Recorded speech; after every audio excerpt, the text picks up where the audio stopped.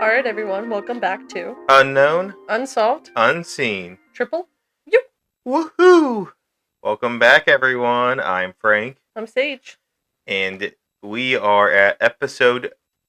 Is this 30. 30? Woo! We also have a special guest today, but they Yeah. won't be talking, but they may be crinkling a toy. Yeah, I wanted to let you guys know also, as you know, might have been.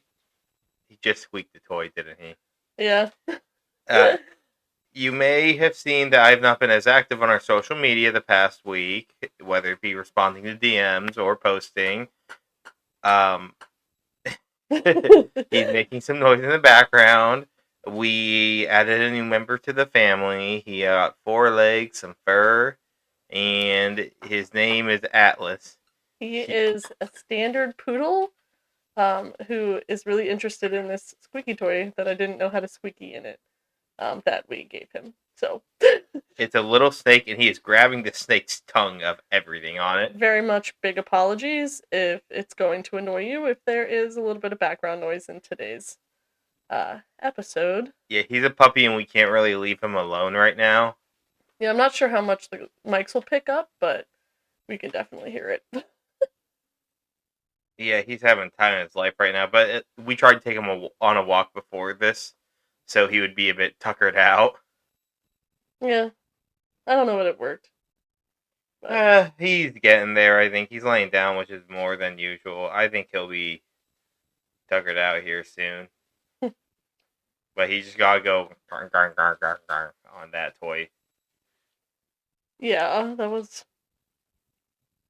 a really great reenactment of that. Thank you. You're welcome. I thought I was pretty spot on. Get me the Emmy. Okay. So, you do you, Atlas. Yeah, he's the third host of the pod now, so now we're a 3-host podcast. Occasional other hosts, here and there when we have others on, but Atlas is the third co-host of the podcast. He'll be here for, I believe, every recording now, because we won't let him be alone. So he'll be here. Yep. Good boy. So, Sage, do you have any announcements, or do you want me to get into mine? I don't have any announcements. The only thing that I was making sure that we wanted or that we were going to talk about was the Carbondale UFOs game yesterday. Yeah, so I'm not going to be announcing that the Carbondale UFOs hockey game's coming up because it happened and we went to it, and I gotta say, that was so much fun. It was so cool. They did such a good job incorporating stuff into the game. Oh yeah, the gift shop bit cramped, but the merch they were selling for it was phenomenal. We did get some ourselves. I'll be putting some stickers on my laptop that I got there. I did get to see the booth for the festival, which was cool. It was really great getting to see it.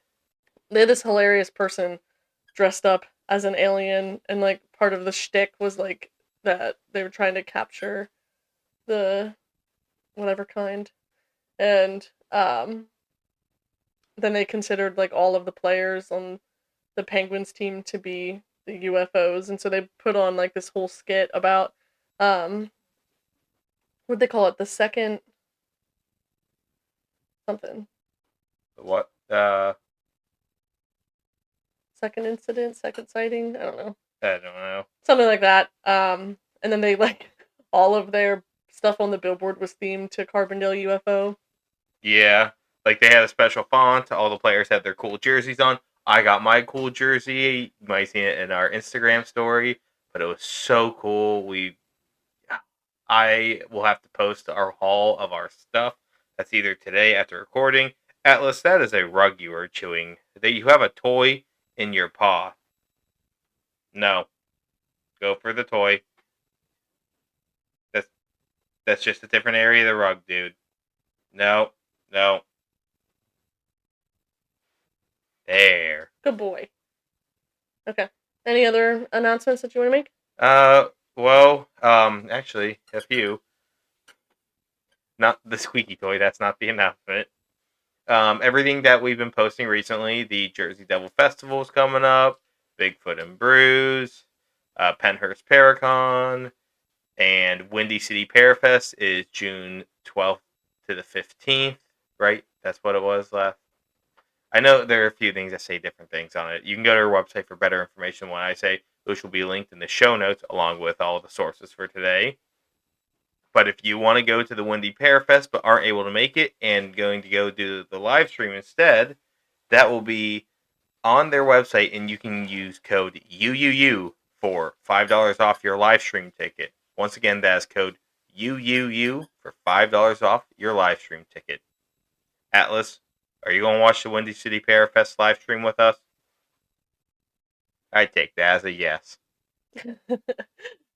Any other stuff? And lastly, actually, the Carbon Dalian Festival, it's coming back. Woo! November 8th this year, they'll have the festival again. And there is a really good chance that Sage and I will be there, or be square. Yeah. I think that's all I had for announcements today, but, that game was great. That jersey, I'll be rocking it probably when we go to the festival. Oh, it's a perfect time of year to wear something like that outside. Yeah. But, So, okay. Sage, what will you be enlightening me on today? Well, today I'm going to take you all on a roller coaster of emotion by discussing a topic that is going to be pretty sensitive and could be triggering to some people.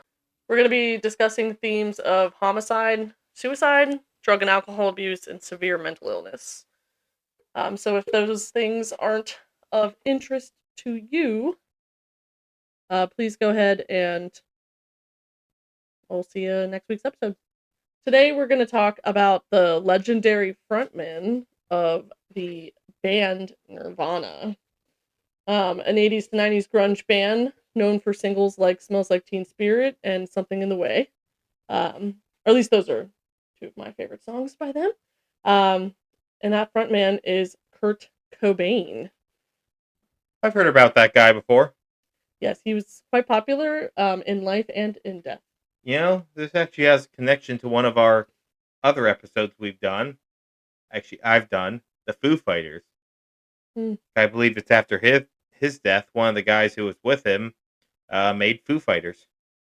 Oh, okay. First, I want to begin with a little bit of a background on him because it's important to his life and death stories. So, Kurt Donald Cobain was born at Grays Harbor Hospital in Aberdeen, Washington on February 20th of 1967. He was the son of waitress Wendy Elizabeth and car mechanic Donald Leland Cobain. He also had a sister, Kimberly, who was born just a few years later in 1970.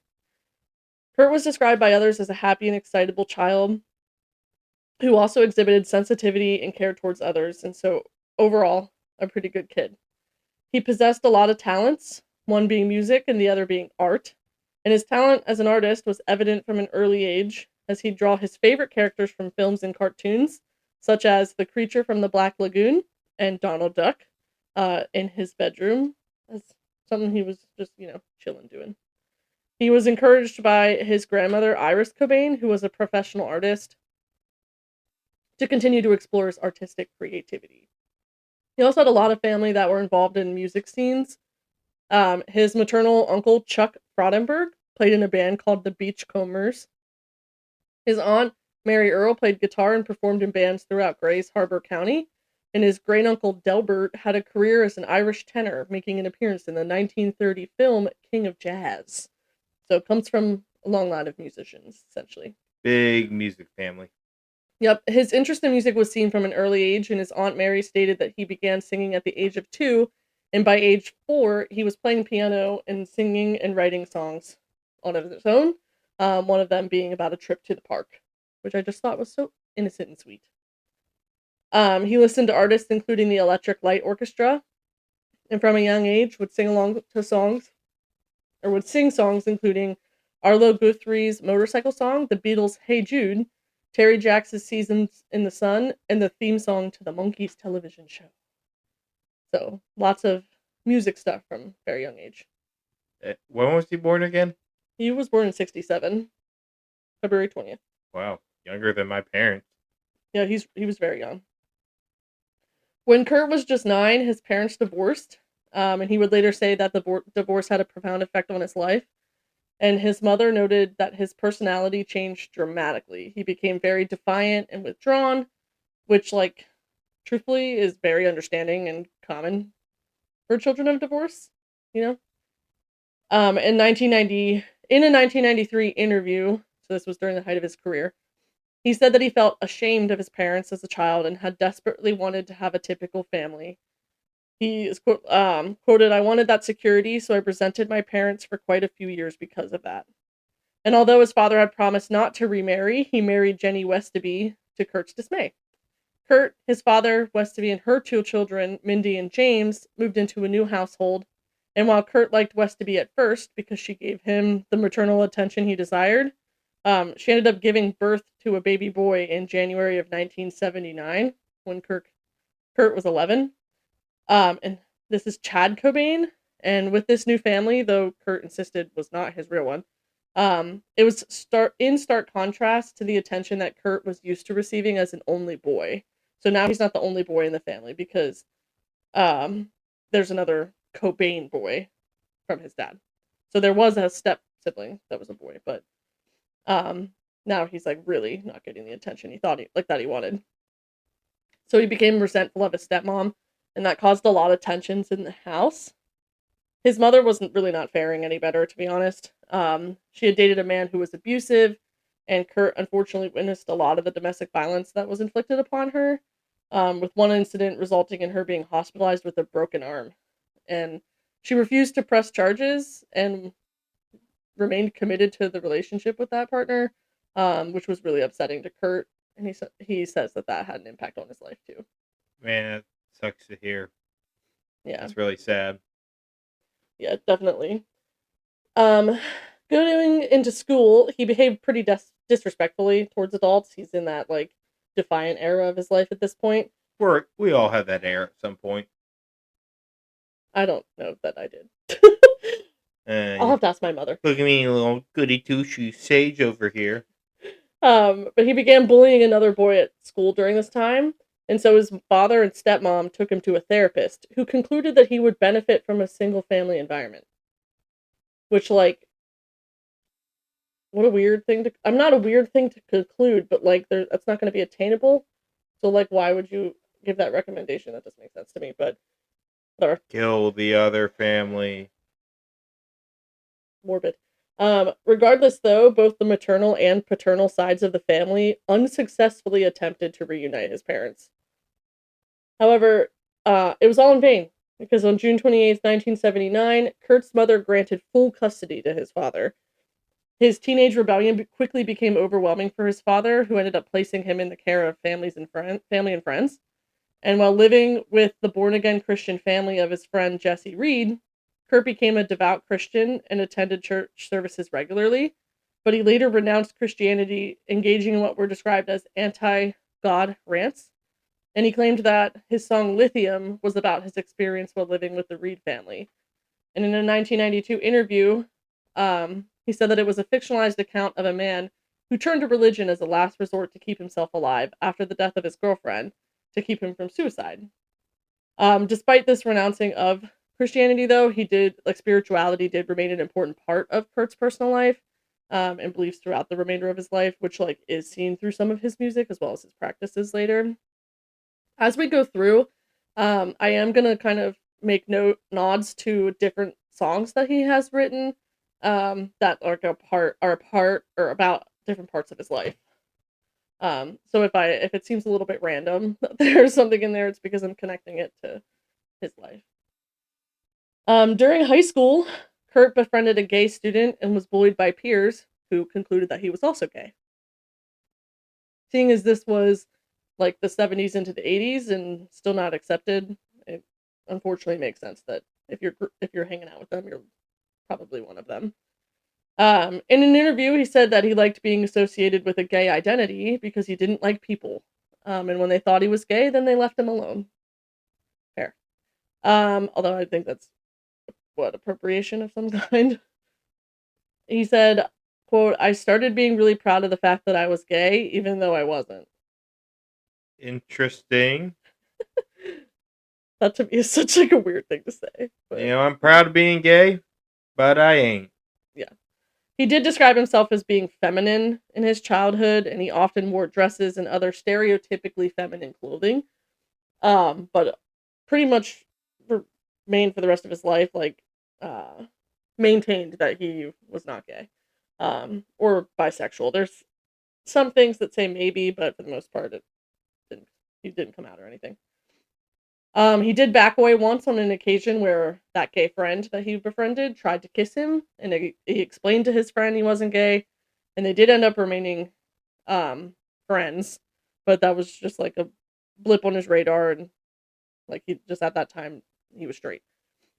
According to Kurt, he did used to spray paint quote "God is gay" on pickup trucks in the Aberdeen area, and police records show that Kurt was arrested for spray painting the phrases "ain't got no how whatchamacallit" on vehicles, and some of his song lyrics as well, that he used to vandalize vehicles in a bank, including quote "Jesus is gay," "homosexual sex rules," and "everyone is gay."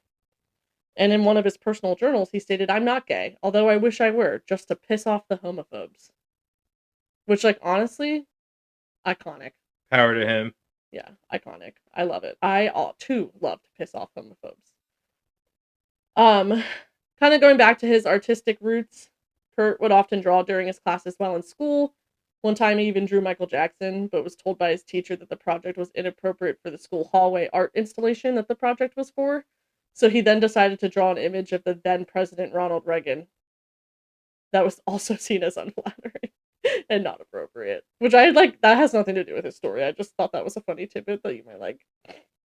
Interesting. No Michael Jackson and no Ronald Reagan. Yeah, because he made the pictures inappropriate. So How do you, I'm curious on the Ronald Reagan one.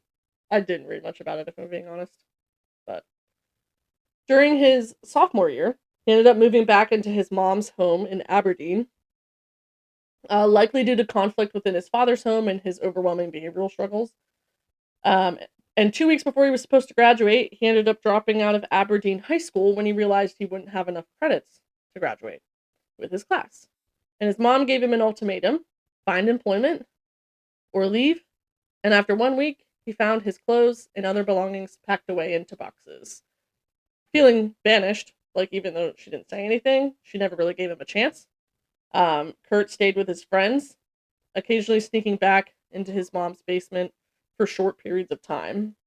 He claimed that during periods of homelessness, he lived under a bridge over the Wishkah River, an experience that inspired the song Something in the Way, which again is one of my favorites. Beautiful. Go listen to it. Though friends and family cast doubt on this claim, even his future bandmate, Chris Novoselic, later said he hung out there, but you couldn't live on those muddy banks with the tides coming up and down. That was his own revisionism. But he maintained that he did live there during a period of his homelessness. In late 1986, so this is Kurt's about 19 years old, he moved into an apartment, paying his rent by working at the Polynesian Resort, which was a themed resort on the Pacific coast at Ocean Shores, Washington, about 20 miles west of Aberdeen. And during this time, he traveled frequently to Olympia, Washington to go to rock concerts. And during his visits to Olympia, he formed a relationship with Tracy Marander, and they were close but strained by financial problems and Kurt's absence later on when he began touring. She supported the couple by working at the cafeteria of the Boeing plant in Auburn, Washington, often stealing food from it for them to be able to eat. Man, is that why Boeing has such crap planes? Is because she stole food a while back. Maybe. Therefore, they lost money. Therefore, they cut costs on stuff. Therefore, they had to start killing whistleblowers. Sure. That's a lot of weight to put on her shoulders. She's why they're killing Oh whistleblowers. my gosh, no, she's not. He did spend most of his time sleeping late into the evening, watching TV, concentrating on art projects. And she insisted that he get a job, because he wasn't contributing.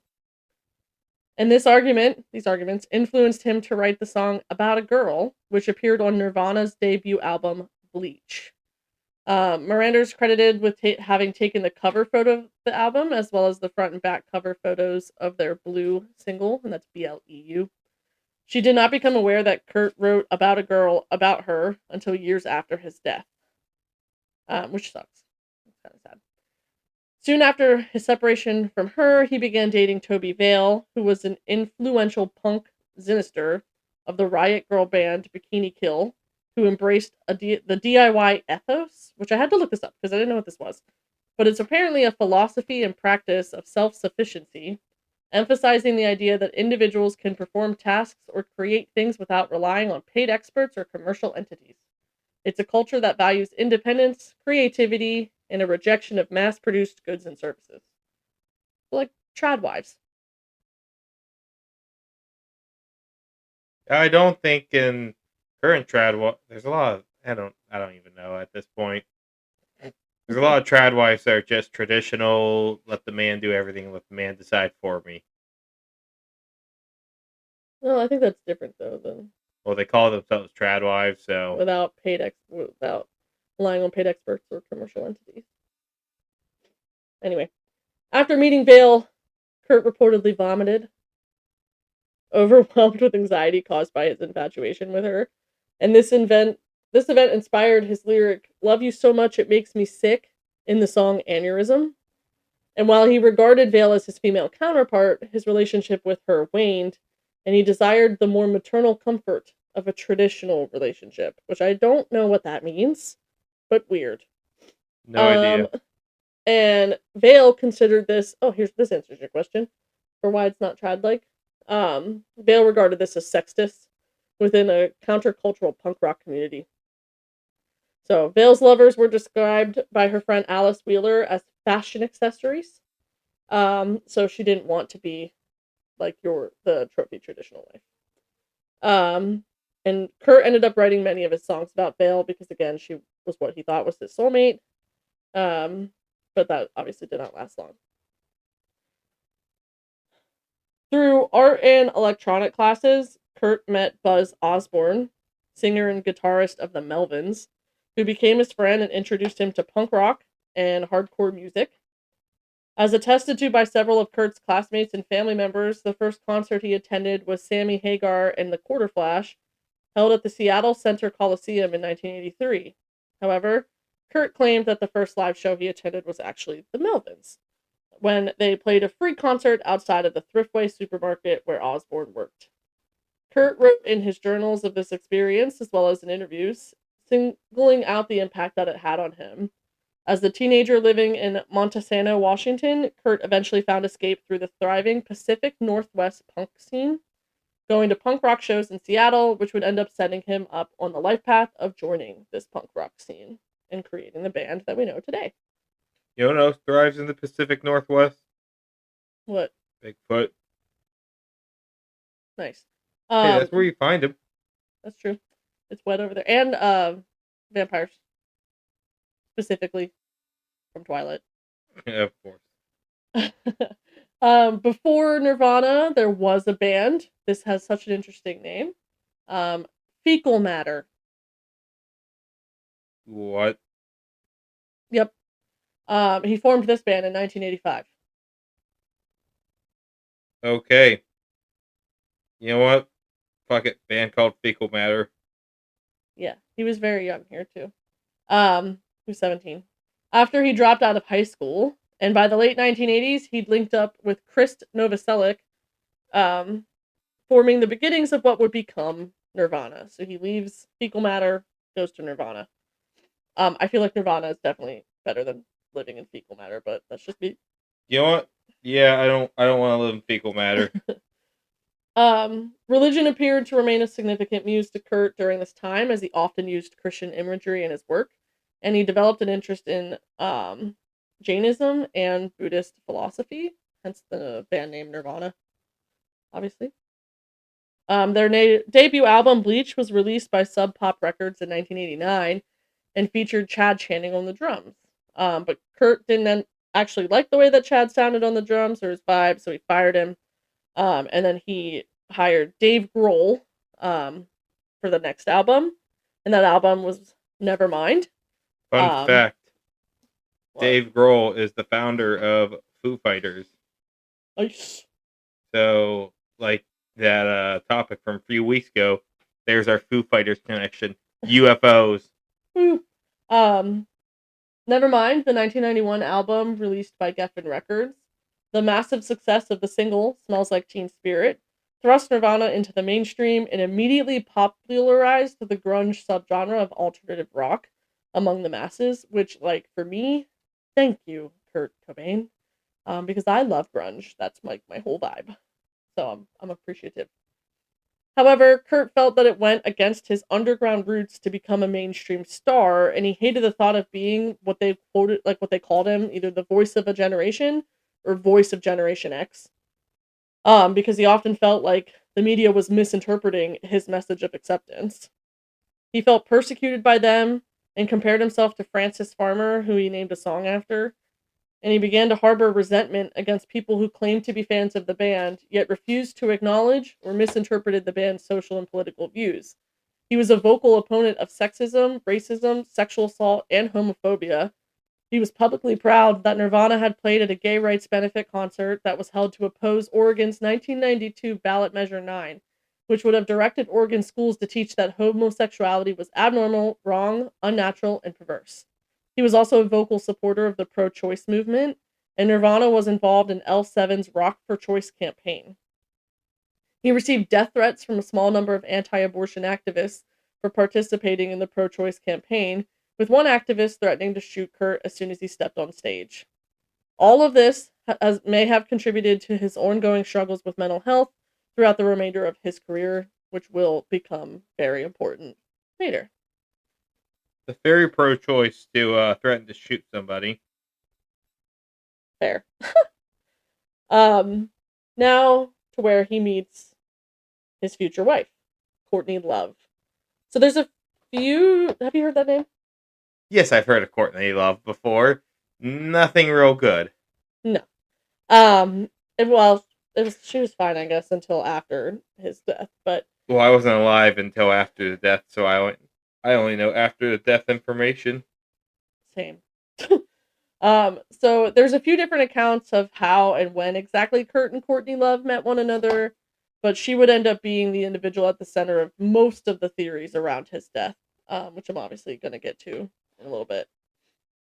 Kurt was already well aware of Courtney through her role in the 1987 film Straight to Hell.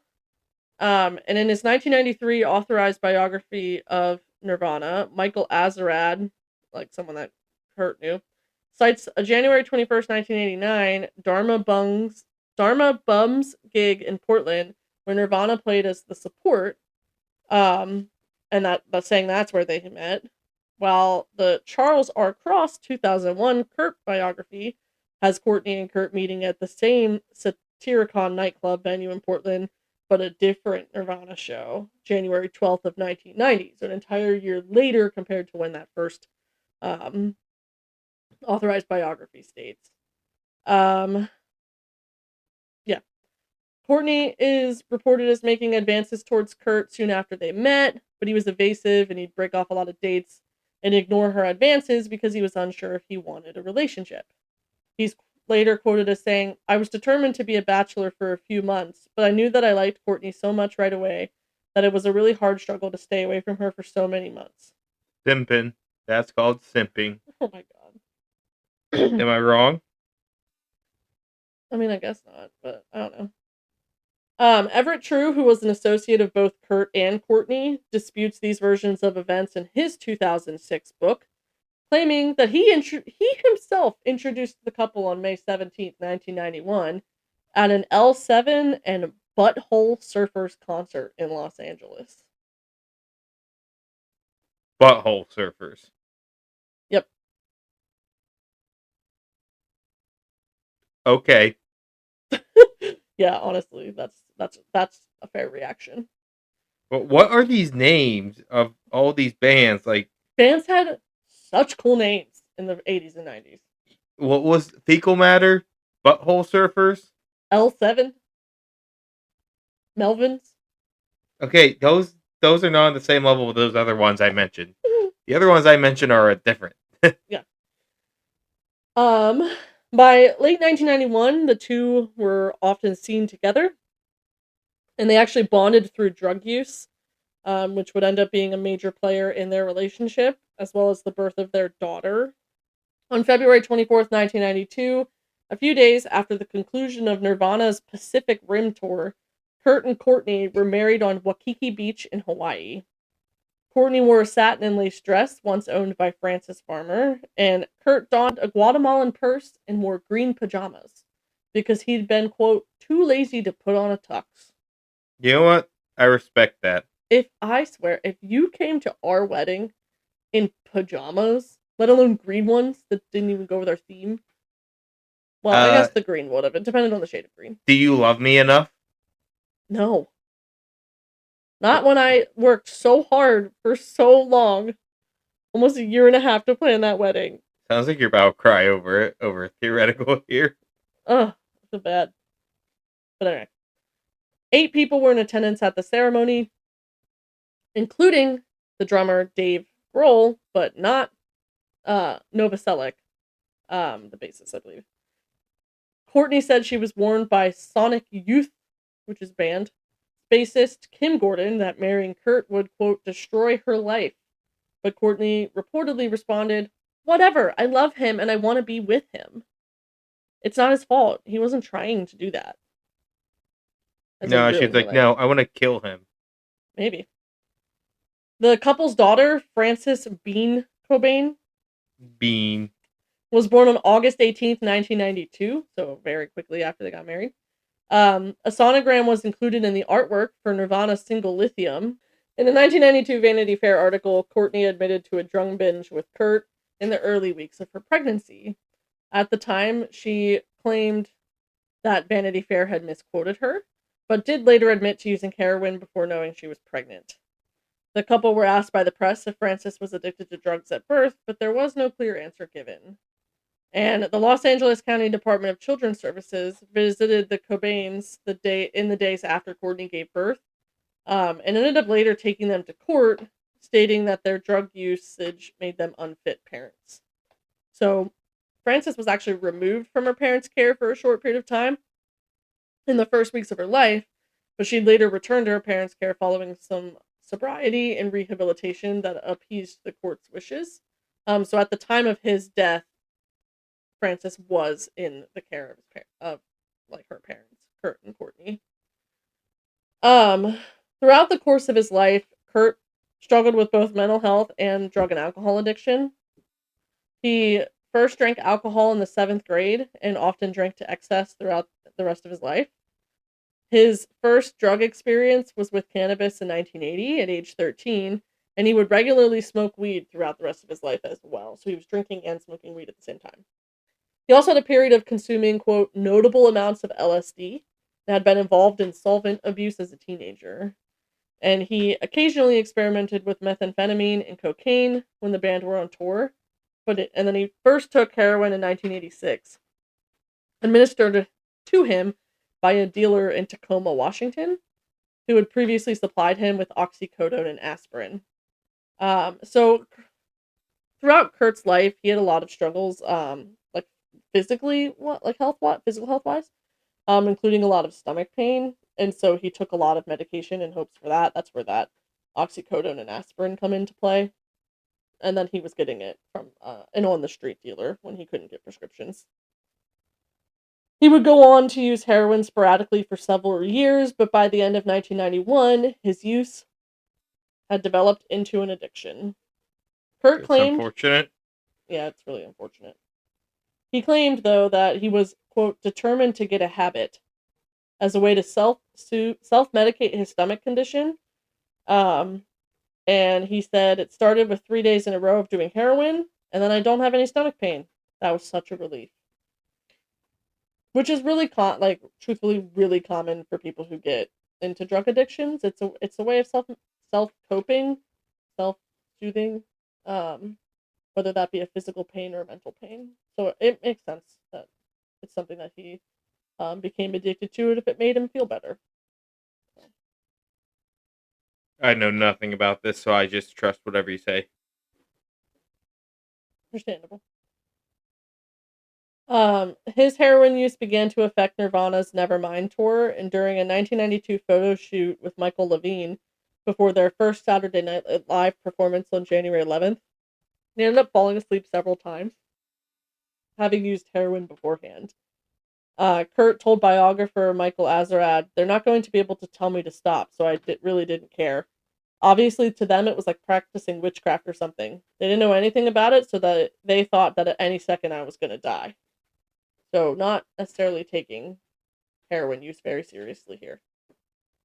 By March of 1994, so just 2 years after they were married, Courtney had, quote, seen Kurt close to death from heroin overdoses on more than a dozen occasions. And that is no different than what happened at the start of his um, last few weeks alive. Unfortunately, our story does not get much better for Kurt. Following a stop on his 1994 tour at Terminal 1 in Munich, Germany on March 1st of 94, he was diagnosed with bronchitis and severe laryngitis after a few days of losing his voice. He would fly to Rome the next day for medical treatment, and Courtney ended up flying there to meet him on March 3rd. That next morning, Courtney woke up to find that Kurt had overdosed on a combination of champagne and Rohypnol, which she would later claim was his first suicide attempt and used as evidence for his death being ruled as a suicide. He ended up being rushed to the hospital and spent the remainder of that day unconscious. Was it an actual suicide attempt? According to Kurt, no. But according to Courtney, yes. How reliable is she? How reliable is he? I'm not sure. Dave Grohl, again the drummer for Nirvana, would later mention in his memoir that he received a phone call at the time saying that Kurt had died, but just a few minutes later he received another phone call stating that Kurt was stable, but hospitalized and was going to be there for a few days. And after about 5 days, he was released from the hospital in Rome and then returned to his home in Seattle. Remember, this is March. Now we're about March 8th-ish. Of what year? 94. 94, okay. At the time, the incident was portrayed as an accident. It has since been revealed, though, that some 50 pills were found in Kurt's stomach.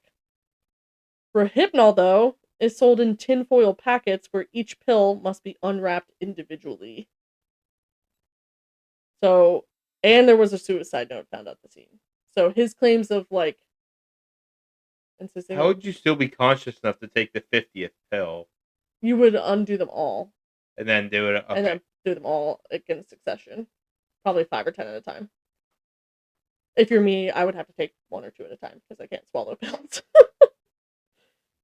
His record label, Gold Mountain, denies that a suicide attempt was made still.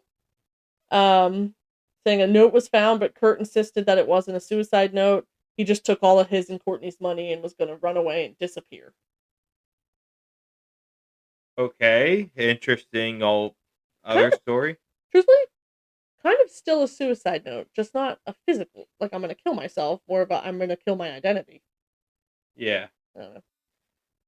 On March 18th, 1994, just a few short weeks before his death, Courtney would end up calling the Seattle police and informing them that Kurt was actively suicidal and had locked himself into a room in their house with a .38 caliber revolver firearm. When police arrived, they confiscated several guns and a bottle of pills from Kurt, though he was adamant that he was not suicidal, but rather had locked himself in that room to hide from Courtney, who was coming after him. Courtney would later arrange an intervention regarding Kurt's drug abuse on March 25th of 94.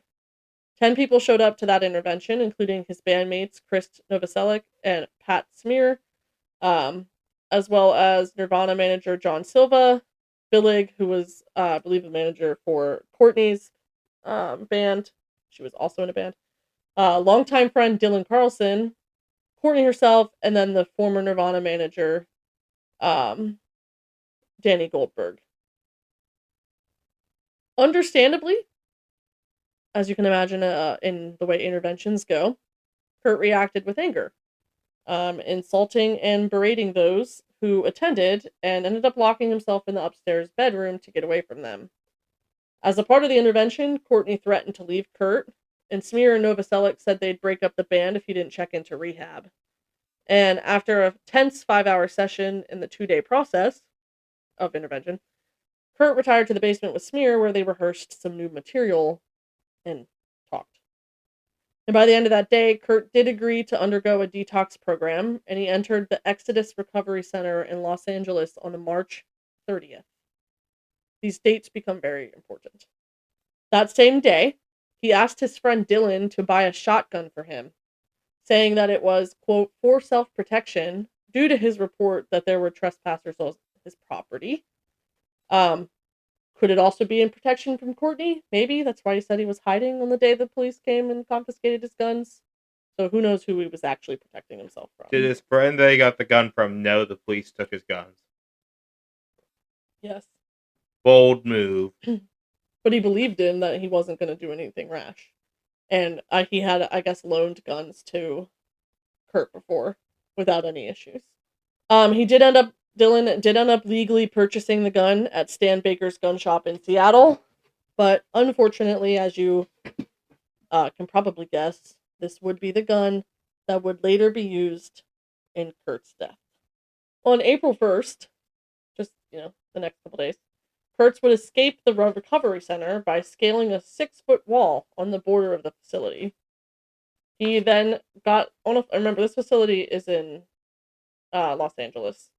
He's from Seattle. So he got on a flight, flew back to Seattle. And funnily enough, I guess he sat near Duff McKagan of Guns N' Roses. Do you know who that is? Don't know, but I know the band. Don't know the people. As long as you know the band, that's fine. On this flight, and despite his animosity towards the band, likely due to, I'm assuming, success, like competition success, Kurt appeared happy to see him. But later, McKagan would be quoted as saying that he knew from all of his instincts that something was wrong. At this time, his friends and family were unaware. At the time, Kurt's family and friends were unaware of his whereabouts and concerned for his safety. On April 2nd, upon arriving in Seattle, Kurt ended up taking a taxi to a Seattle gun shop where he purchased and received a receipt for shotgun shells, presumably for that gun that Dylan had bought him.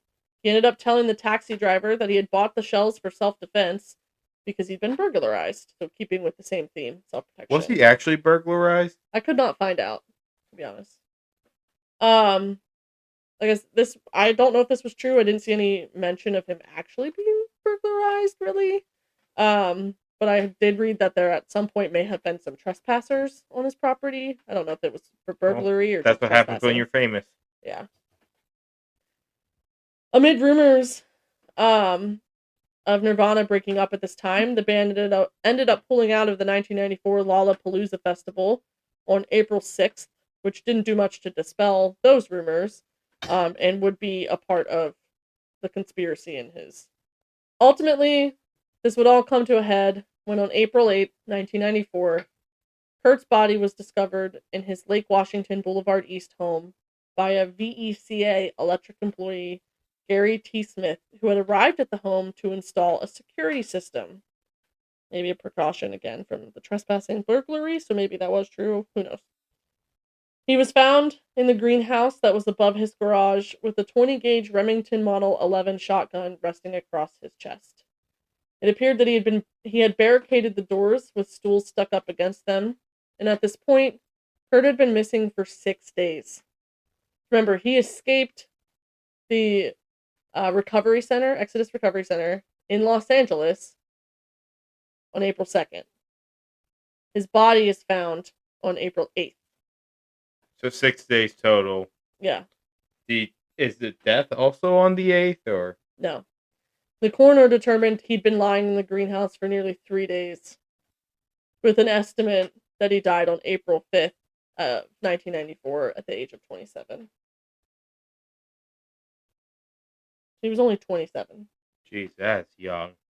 Yeah. Wait, this was what year? 94. 94? Okay, yeah, I did the math wrong. I'm like, wouldn't that be 84? He was identified by his fingerprints due to the trauma from the gunshot wounds to his face. But he also did reportedly leave his wallet open to his license beside him, likely knowing that they wouldn't be able to identify him without that. The electrician Smith initially thought Kurt was asleep on the floor of the greenhouse until he saw blood coming out of his ear. Wait, what do you think? He thought he was just sleeping? It's the same thing, like when people are like, I thought it was a mannequin. Like, guys, I Where's don't the know that gunshot people are wound? just through his mouth. Like, he stuck the shotgun into his mouth. Like, was he facing face down? Face up, And I think. Yeah, because he was laying on his back. and it was only the blood out of the ears of that, Alerted this not guy, the. I guess. I don't know.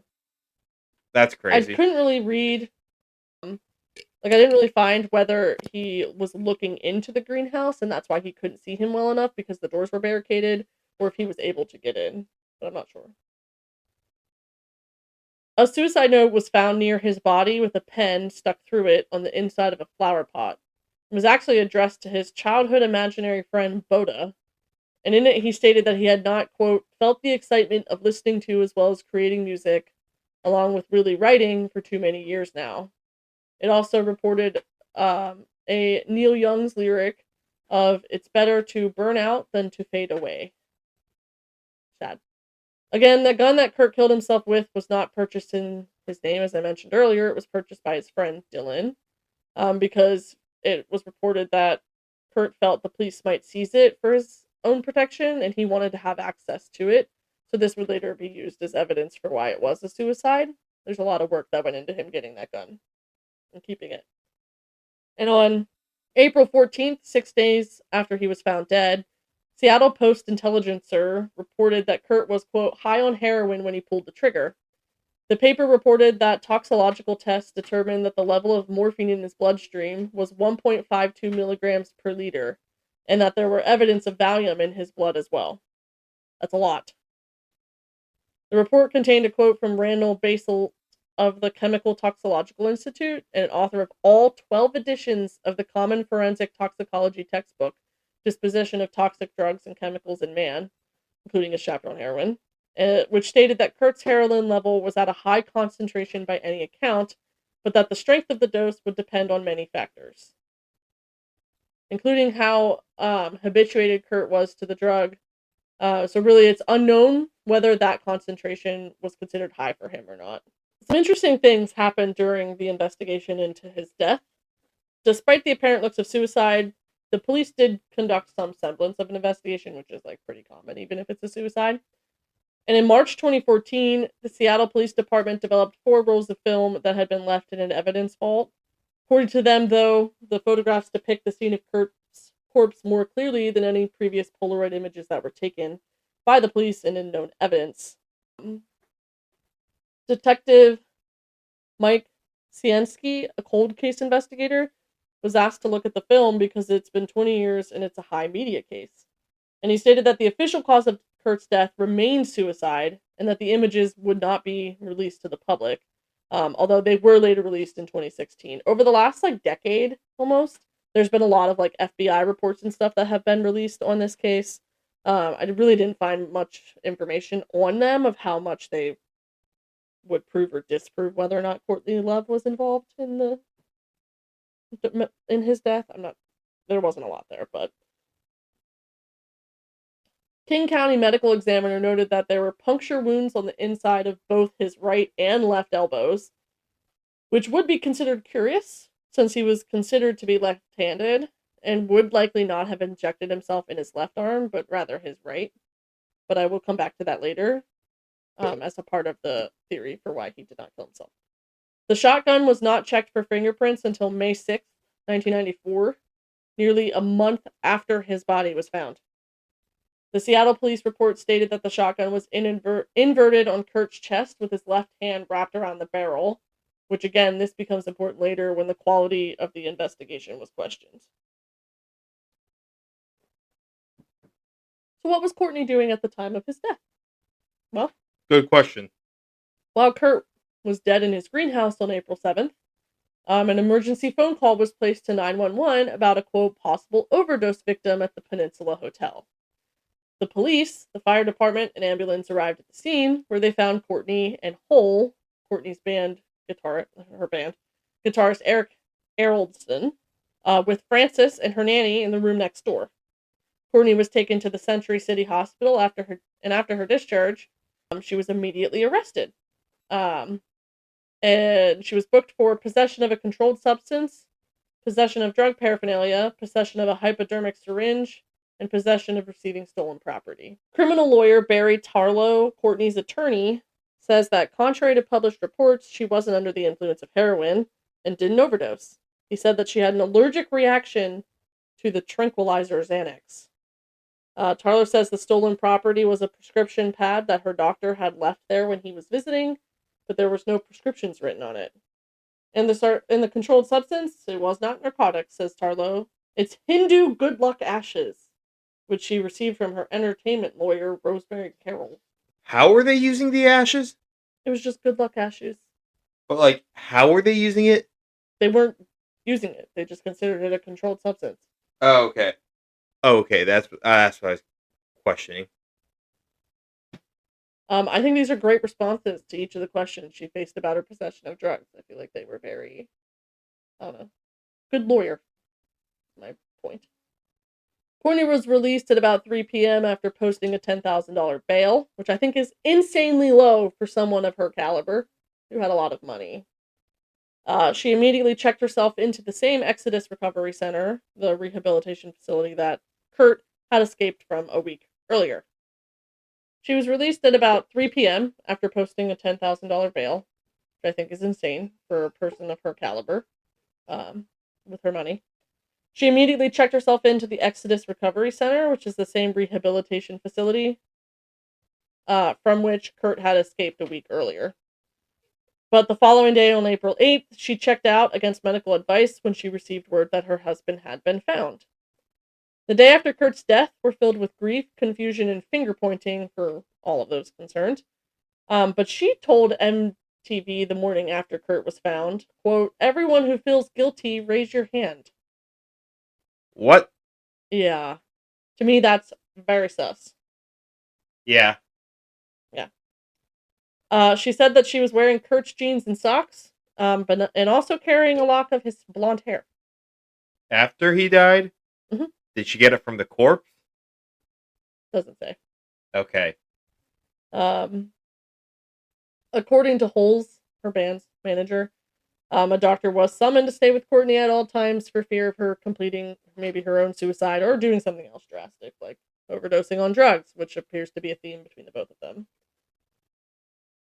Kurt's death, then and still now, remains ruled as a suicide, but some individuals, including Tom Grant, who's a former detective with the Los Angeles County Sheriff's Department turned private investigator, who took a close look at the case while it was unfolding, believe that he was actually murdered.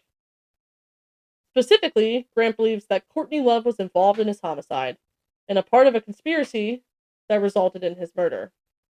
Grant was actually hired by Courtney when Kurt originally went missing after leaving the recovery center, and is quoted as saying, "Courtney asked us, of course, not to contact him, not to make any contact with him, just to report back where he was and what was going on." Unfortunately, because he didn't make contact with Kurt, Kurt was found dead later. He found that it was initially reported that Kurt's mother, Wendy O'Connor, her new married name, filed a police report stating that he'd been missing and suicidal with possession of a shotgun. But in reality, it was actually Courtney who filed the report under her mother-in-law's namesake. Then why not do it under her own name? There's no reason. She never really said. And it's really unclear why she'd filed the report under Wendy's name. But Grant did later use this as the basis for his conclusion, one of the bases for his conclusion that Courtney was being elusive about her husband early on in the investigation. However, it wasn't until December of '94 that he really started to raise questions about Kurt's death publicly, and talking about the things in the police investigation that he observed as being, quote, suspicious. And at the core of his reasoning lies the belief that Kurt could not have injected himself with such a large amount of heroin, 3 times the lethal dose, and then been able to shoot himself. He says, "I don't believe Kurt Cobain committed suicide." We now use the term completed, by the way, everybody. I believe there was someone with him in that room. I believe it was someone that he knew. They were doing heroin together. I believe at a certain point, more heroin was injected into Kurt Cobain than what he wanted injected into himself. And after that point, he was shot with a shotgun once he'd become totally incapacitated. With that much heroin and diazepam in his system, could he even pick up that shotgun? wouldn't he be incapacitated within seconds? However, Dr. Donald Ray inspected Kurt's body at the scene and is quoted as saying, "It's really an issue of tolerance. How much is this person used to? If a person has gradually, over months or years, increased the dose, a person could function with that amount of drugs, narcotics, whatever's present in the system. Again, so much of it depends upon individual tolerance over a period of time." Also, recall, like I said earlier, that he had puncture wounds in both arms. Yeah. Well, some suspect that he may have shot himself up in the right arm using his dominant left hand, and then someone else may have injected him into his left arm to incapacitate or sedate him before shooting him. Plausible. Plausible Okay. theory. Also, can I just say something real quick? All of this is alleged. Yep. We're not accusing anybody of anything. We're just alleging, hypothetical, solely because, besides Kurt Cobain, everybody else in this is still around. Yes, it's all alleged. Please don't come after me. Yeah, I was literally Googling there, in case you're wondering, who's still alive from this, to make sure that we're good. Good. Thank you. Courtney Love is 60 right now. That's crazy that she's only 60. Yeah. Wow. So I just wanted to make sure you and I, we're on the same page here. Fair. I do think it's important to note, though, that Kurt was considered to be mostly ambidextrous because as a child he was required to learn how to write with his right hand as well as his left. Like, he was left-handed, but he had to learn how to write with his right. And he also was able to play the guitar right-handed or left-handed because there's not a lot of guitars that are made for left-handed people. And so he had to learn right-handed if he wanted to be able to play with more types of guitars. The only thing I'm not sure about is if it's common to inject in more than one side at a time, and I couldn't find much about that online. I did try looking into it. So I'm wondering if maybe he injected into his left arm, or maybe his right arm first, whichever one, and then he didn't want to inject more into the same arm, into the same spot right away, so he chose a different spot. Could be. But Grant also believed that someone was involved in this because Kurt's credit card was used following his death. So if he died on April 5th, his credit card was also being used outside, like between the days of April 5th to April 8th. Well, that could lead to his wallet being opened. Mm-hmm. I didn't even think about that. So maybe he didn't open it for identification. It was opened by the killer to get his credit card. Yeah. Smart. He's quoted as saying there's an attempt made on April 6th. There was another attempt made on April 8th. But Kurt had died sometime on April 5th, the previous Tuesday. So who was using that credit card? They had no way of figuring out. Mm-mm. It was attempted. Dang. Which means there wasn't like actual transactions, I'm assuming. After the body was discovered... Sorry, were you going to say something? No, I was just thinking about, you can't really tell as easily back then. Yeah. After the body was discovered, 2 other cards were found in the wallet, but the card that someone was attempting to use after his death, what we now know when Kurt was already dead, was not found in the wallet or near Kurt. So it wasn't one of the 2. So, like, again, corroborates that that card was stolen. Police found no legible fingerprints on the shotgun, or the shotgun shells, or the pen used to write the suicide note. So not even his own fingerprints were on it, which would be weird. Because either they were wiped clean, or was he wearing gloves or something when he wrote those things? How is there no fingerprints on any of them? Could be. Sean T. O'Donnell of the Seattle Police Department responded to questions of the way the gun was positioned in Kurt's hand. So like I mentioned earlier, it was inverted on his chest in his left hand, which I think maybe means like pointed downward. Or I don't know, some way that it didn't seem like it would make sense that he shot himself. It looked more like the gun was placed into his hand after he was dead. Yeah. However, this detective says, I think it's clear that anyone who's familiar with firearms and their use would know that as they hold a weapon, that frequently the weapon will move in their hand. Additionally, when that weapon's discharged, that causes a jerking motion, which causes the hands to move over the surface of the weapon. And all of those factors could cause any fingerprints that may have been left on the weapon to be unusable. So maybe that's why there was no fingerprints, solid fingerprints found on the shotgun. I don't know. Okay. But the shells in the pen don't add up with that.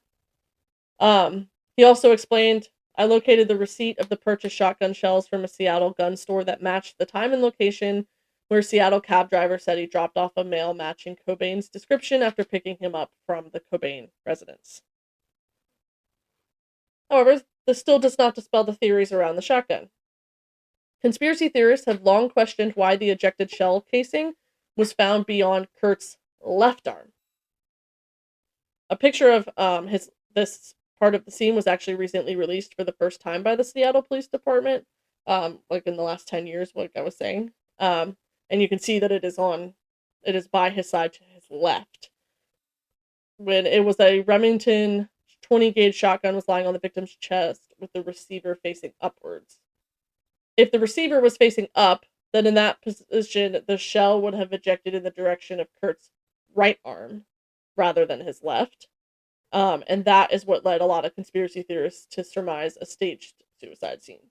Because the shell, the way the gun was positioned on his body, it should have been by his right arm, not by his left, if he was using his left to shoot himself. So I get it. If I'm thinking he would be holding the shotgun, like point at him, but if you were to have the shell going the other way, you need to invert the shotgun.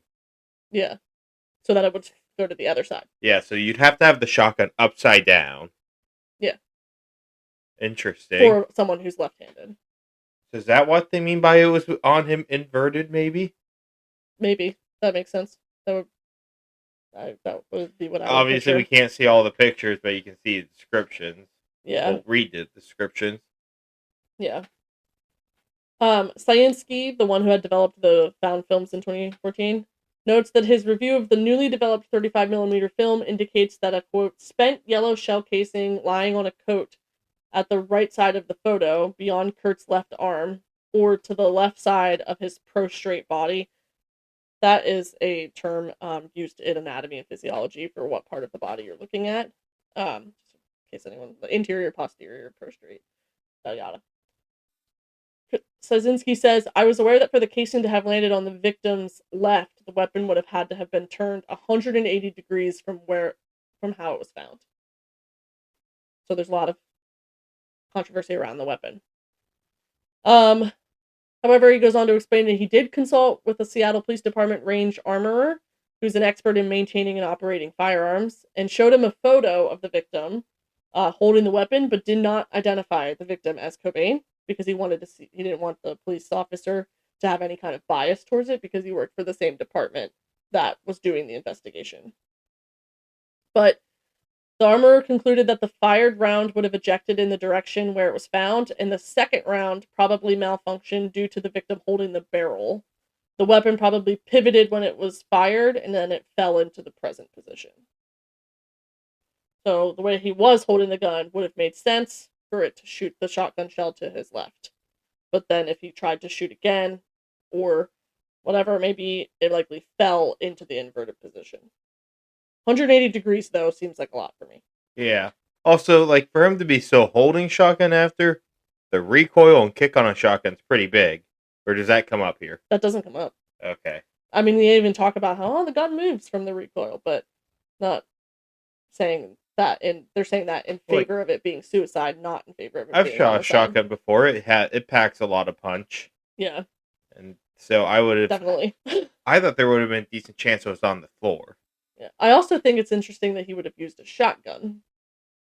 Like, to me, that is just not a gun you're gonna, like... Maybe that's just what was available at the time. Well, that's what he had bought for him, though. Yeah. But, like, maybe that's all his friend could easily get. Maybe. I don't know how Washington is back then, but, like, some states, like, it's easier to get a shotgun than a handgun. Yeah, that's true. Another reason why Grant believes that Kurt Cobain was murdered is because of the inconsistencies in his suicide note. Grant thinks that the top half of Kurt's letter was meant to announce that he intended to leave the music business behind, but since the bottom half of the note has different content and mentions Courtney and their daughter, Frances, he thinks it could have been written by someone else. The last 4 lines read, "Please keep going, Courtney. For Frances, for her life, which would be so much happier without me. I love you, I love you." Unsolved Mysteries got handwriting expert Marcel Matley to compare a copy of Kurt's alleged suicide note. Unsolved Mysteries did an episode on this. Wow. Yeah. Um, to compare a copy of Kurt's alleged suicide note with 2 pages of lyrics he handwritten for one of his songs. And Marcel reported that as to the last 4 lines, there are more than a dozen differences that should give us pause. And we would have to reasonably explain these differences before we conclude that the same person wrote the 4 lines that wrote the body of it. So Unsolved Mysteries handwriting expert says it's written by someone else, the second half. Additionally, another handwriting expert, Reginald Alton, also compared copies of Kurt's handwriting to a copy of the note. In a 5-page written report, Alton pointed out, again, more than a dozen discrepancies. He believed that the bulk of the suicide note was written by Kurt, but raised questions about the first line and the last 4 lines. His report stated there are many indications that there may have been a second hand at work. Interesting. Mm-hmm. The detective for Seattle Police Department disagreed. He responded to the suspicions of the handwriting being different by stating, "We did take the note from the scene and have it examined at the Washington State Crime Lab, and their handwriting analyst has indicated that it is her belief that the note was written entirely by Mr. Cobain."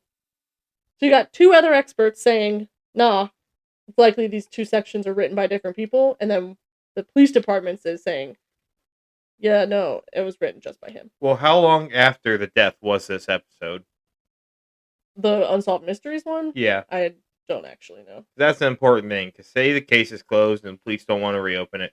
1, there's going to be a want to not want to reopen it, and 2, you don't want to admit that you were wrong. And that is an issue you see with like police. 97? So 3 years later. Season 9, episode 11. This is an issue that you do see in play like throughout the country at times. Is there police departments that are so hell bent, like they might make a bad call, they won't reverse it, and they'll be hell bent on making sure that's not reversed. Yeah, we have definitely seen that many times. You see that both in police and district attorneys and whatnot. I think it was Mississippi. There was a woman in for life for a murder last year. She didn't do it. There's so much evidence that pointed to a former cop doing it, and the evidence was overwhelming. District attorney fought tooth and nail to make sure she wouldn't be released. Ridiculous. Because God forbid to admit that a mistake was made. Yeah. Despite all the evidence of suicide that the police had, supposedly, Tom Grant offered his take on a possible motive for Courtney being involved, stating, quote, "Kurt Cobain had made an important decision in his life. He wanted out of the entertainment business. He didn't want to tour anymore. He didn't want to perform anymore. He wanted to be left alone. He never liked that aspect of being a performer. This decision that he made was going to affect a lot of other people. He was no longer the money machine that he once was. Now Cobain was worth more dead than he was alive." He also reports that he believes that Courtney had, again, financial motivation to kill Kurt, both in the form of the rumors that he was planning to divorce her, also that he was writing a note saying he wanted out of the business, and the fact that he had turned down that author initially to headline the 1994 Lollapalooza Festival for nearly $10 million, which was eventually then completely pulled on April 6th. Is it possible she was angry about the loss of money? Sure. She was also in a successful band, though, so I'm not sure how much the money would have made. I mean, I'm sure that he was making more than her because his band was bigger. I don't know if that had something to do with it. I don't know. Or it was about money for drugs for their daughter. Who knows? But I did want to note, though, just like as a devil's advocacy against Grant, he did write a book on this case, and he does make a lot of profit from his theories. He counters that claim by saying the profits from the sale of the casebook kits on his website offset some of the costs for him to continue to be able to investigate. Fair enough. An investigation does cost money. That costs money. He said, it does cost money too. Yeah. "I wrestled with that, but if I go broke, I'll have to give up my pursuit. And Courtney wins." While Grant was the most vocal believer of this theory over years, there have been others who have been vocal about their support of it, including investigative journalists Ian Halperin and Max Wallens. both of which have published books that make the case that Kurt was murdered as well. Similar evidence. But perhaps most shockingly, Kurt's own grandfather, Leland Cobain, had raised questions about his grandson's death, and he's even quoted as saying that he believed that Kurt had been murdered. He apparently held this belief for the rest of his life until he died in 2013. Grant's theory was also bolstered by claims made by Hank Harrison, who was Courtney's estranged father, who believed that his daughter was involved in Kurt's death. Grant's theory was also explored and expounded upon by those same journalists from earlier, who wrote the books Who Killed Kurt Cobain and Love and Death: The Murder of Kurt Cobain. Another individual who objected to the report of suicide was Seattle Public Access host Richard Lee. He created an ongoing series titled Kurt Cobain Was Murdered, and reported that there were several discrepancies in the police reports, including several changes in the nature of the shotgun blase. He reportedly acquired a video that was taped on April 8th from the tree outside Kurt's garage, showing the scene around Kurt's body, which he claims showed a marked absence of blood for what was reported as a point-blank shotgun blast to the head.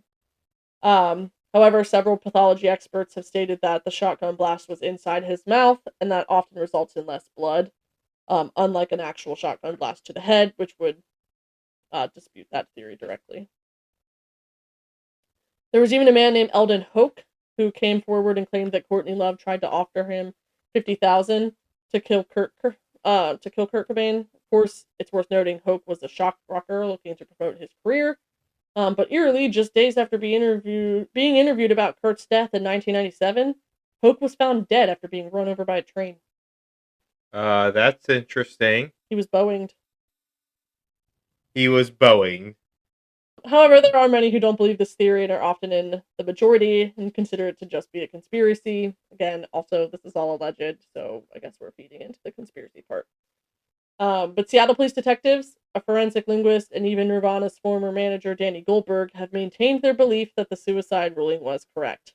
What's more, many of Kurt's family members and friends seem to have accepted the official story without raising questions, at least publicly, other than his paternal grandfather. His mother has seen the suicide note and said she believed it was written entirely by her son. His cousin, Beverly Cobain, a registered nurse familiar with mental health, reminded others that Kurt had a history of mental illness and believed that he was bipolar. She does believe that Kurt took his own life, and he likely would have done so even if he weren't famous.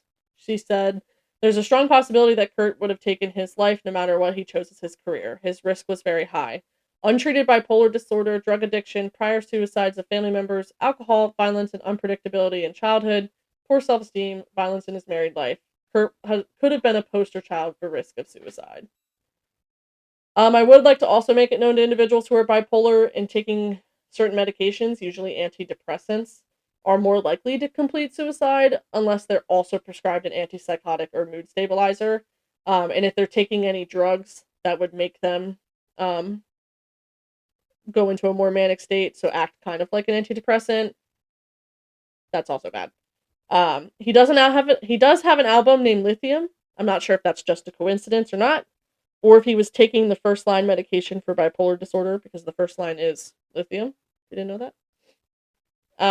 I say this because if he was only taking an antidepressant without a mood stabilizer or antipsychotic, or if he was taking drugs that could interact similarly, this may have triggered him into a manic state, which is when those with bipolar are more likely to complete suicide, or into a rapid cycling between depressive and manic or hypomanic states in a shorter period of time, which again could lead to increased likelihood of suicide. When someone's hypomanic or manic, manic being bipolar 1 and more severe, they're more likely to get hurt because this is when they don't have a sense of self-preservation. Suicide can be increased, spending money in large quantities, unsafe sex practices and appetites, etc. Those kinds of things happen when you're in a manic state. More likely to commit suicide. So possible that if he was that high on heroin, that could have added to it as well. Kurt's bandmates Chris Novoselic and Dave Grohl also seemingly accepted the suicide ruling, even though both men have had a contentious relationship with Courtney Love in the past. Neither of them have accused her or anyone else of murdering their friend. And in 2014, Courtney actually ended her longtime feud with the two. Furthermore, Novoselic has said in an interview that he regrets that he didn't do more to prevent Kurt from killing himself. There's anger, there's regrets. I was angry, it's just a waste. It was the fucking drugs. It's pretty bad. All in 2020 hindsight, Kurt called me the first time he did heroin and he told me he did it. And I told him, don't do it, man. You're playing with dynamite. Finally, Nirvana's former manager Danny Goldberg claims that Kurt Cobain was murdered theory is just ridiculous. Overall, the report from the medical examiner has never been released due to Washington state law, but a spokesperson for the King County Medical Examiner explained to Crime Insider that Washington law also restricts the medical examiner from being able to comment on autopsy reports.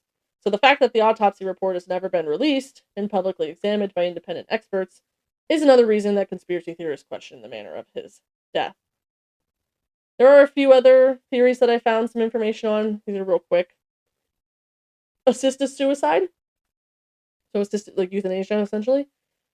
Maybe Kurt did not commit suicide, but he was helped to die by someone else. This idea arises because people believe that Kurt was actually too depressed to kill himself, which I think is an interesting take. Interesting. Mind control. One of the strangest theories. It said the musician was the victim of mind control and was forced to commit suicide. Mind control. Mm-hmm. Okay. Yep. Others claim that Kurt's death was an accident, based on the idea that he accidentally injected himself with an overdose of heroin. Not sure where the gun comes into play for that, though. Somehow. And then lastly, a government conspiracy. It's also suggested that Kurt's death was part of a government conspiracy to silence him, because Kurt was a symbol of the counterculture, and maybe the government wanted him dead for his pro-social political beliefs. What are your thoughts? Now, all of this is just my thoughts. I'm not saying this is what happened. Courtney Love kind of sus. Mm-hmm. And so a lot of stuff about the evidence at the scene is sus. Yep. But I don't have the expertise to really make the case for what happened. I think there might be a chance, and I think I'm not saying there is. I think there's a good chance that something fishy happened. Every time somebody brings up the death, it never sits right with me based on what they say. But obviously, it's hard because everything I hear is biased because we're talking about it because we want to make it look fishy in this case, That's in this fair. episode. Yeah. So I've never really seen the most unbiased, but because that's all I've been presented, I think something suspicious might have happened. That's a fair take, and I appreciate your honesty in that too. I think, like, for me, I want to hope that it was suicide. And the reason I say that is because I want him to have been able to take that control of his life. Because it was out of control. And, like, that's a decision that I would have wanted him to make. Like, which sounds really, like, ridiculous and counterintuitive, but I would rather someone make the decision to die than have someone else make that decision for them, if that makes sense. Yeah, no, I get it. And, the other thing I think is, apparently, according to Family Guy, there's a way to stop all of this. Haagen-Dazs. Seriously? Should I say that for later? That doesn't even make sense. Stewie goes back in time and gives him Haagen-Dazs. Gives Kurt Cobain Haagen-Dazs. Right before he's about to kill himself. That would have provided so much more context if you'd have said that was part of an episode. Yeah, I remember that was a Family Guy. Stewie Griffin stops him from killing himself because he gives him Haagen-Dazs. You literally started with, like, Family Guy said it best. It all's good with Haagen-Dazs. Yeah. You said nothing about it being related to Kurt Cobain. How was I supposed to know? I don't know. But that's what he did. He goes back in time, gives him Haagen-Dazs, and it turns out Kurt Cobain then gets fat and just makes shitty music the rest of his life. Can you imagine, though, if he was still alive? I bet the music scene would be epic. It would be interesting. Yeah. So in the end, the band's former manager would be quoted as saying, "He killed himself. I saw him the week beforehand. He was depressed. He tried to kill himself 6 weeks earlier. He talked and written about suicide a lot. He was on drugs. He got a gun. Why do people speculate about it? The tragedy of the loss is so great, people look for other explanations. I don't think there's any truth at all to it." I mean, he has a really good point there. People are devastated and they want to find a reason. They don't want to see the flaws in their idol. Yeah, and I said, like, I had written too, like, I really think he has a leg to stand on here because we question things that we don't understand and things we don't want to believe. Yeah. So there's no denying that the death, whether by suicide or homicide, of Kurt Cobain rocked the entire music industry. And that some of the details do remain doused in conspiracy. But despite all that, again, this is the theory that he was murdered, or murdered by Courtney, or however it may be. And it is a theory that remains to this day. Again, a theory. So allegedly. Maybe we will know one day, and maybe we won't. But for his sake, I hope he's able to rest in peace in a space where he is not plagued by mental health and societal expectations. So rest in peace, legendary frontman of Nirvana, Kurt Cobain. Yeah, rest in peace, Kurt Cobain. I hope you are in Nirvana. That's all I got. All right, so that's everything. Mm-hmm. So, you ready for me to wrap this shindig up for us? Yep. All right, well, guys, thank you for coming today. Let us know what you thought about this, whether it be on Instagram or in the comments on Spotify or wherever else you can leave comments. If you're interested in the Windy City Pear Fest, go check out the link in our description to get $5 off. Portions of the money sent will be is going to charity. I forget what it is. Part of the money going to the Windy City Pear Fest will be donated to Greater Than Hate, a coalition of the nation's leading human rights and equity organizations. So if you are interested in going, the money is going to a good place. So go to the link in the description and use code UUU to get $5 off your live stream tickets. And that wraps up that for promotions. The last thing I have is, go follow us, like us, rate, review on wherever you find your podcast, and then go follow us on Instagram. We love to see all the followers we're getting and all the interactions and all the just engagement from our followers. We're really enjoying it. So, go check us out on Instagram. And that is about it that I have. So, Sage, you ready for the sign off here? I am. And remember, To look for. the unknown Unsolved. and the unseen. Thanks for listening. Bye, guys. Rest in peace, Kurt Cobain, and go listen to Smells Like Teen Spirit. What she said. Ooh.